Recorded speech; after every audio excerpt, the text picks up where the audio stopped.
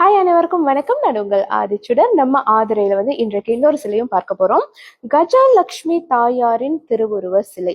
அஷ்டலட்சுமிகளில் ஒருவர் கஜலட்சுமி. நீங்க பாத்தீங்கன்னா பொதுவா ஒரு கோயிலுக்கு போனீங்கன்னா எந்த ஒரு சுவாமியின் கோயிலா இருந்தாலும் சரி, அந்த கற்பகிரகத்துக்கு முன்னாடி கண்டிப்பா கஜலட்சுமி தாயார் தான் வச்சிருப்பாங்க.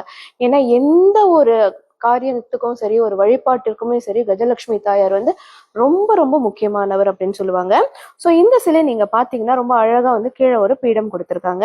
அதற்கு மேலாக ஒரு தாமரை மனையில் அமர்ந்த கோலத்தில் கஜலட்சுமி தாயார் இருக்காங்க.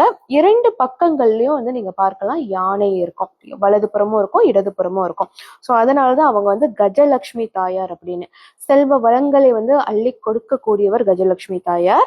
ஸோ நீங்க பார்க்கலாம், இதுலயே நம்ம கிட்ட இன்னொரு வெர்ஷனும் இருக்கு. இது 3.5 inches இருக்கும். இதுவுமே கொஞ்சம் நல்லா அழகா கிராண்டான ஒரு திருவுருவம் தான். கீழே அழகா ஒரு தாமரை மனையில் அமர்ந்த கோலத்து கஜலட்சுமி இருக்காங்க.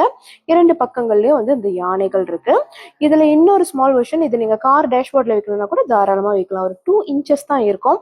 இல்ல உங்களோட வேலை இடங்கள்ல, இல்ல நீங்க ஆபீஸ்ல இருந்தாலுமே சரி, கண்டிப்பா இது இந்த மாதிரி குட்டியா, ரொம்ப பெருசா இருக்க வேணாம், சின்னதா இருக்கணும்னு நினைச்சீங்கன்னா இந்த மாதிரி வாங்கி கொடுக்கலாம். அல்லது நீங்க கிஃப்ட் ஆப்ஷனுக்கு கூட இதை நீங்க பயன்படுத்தலாம்.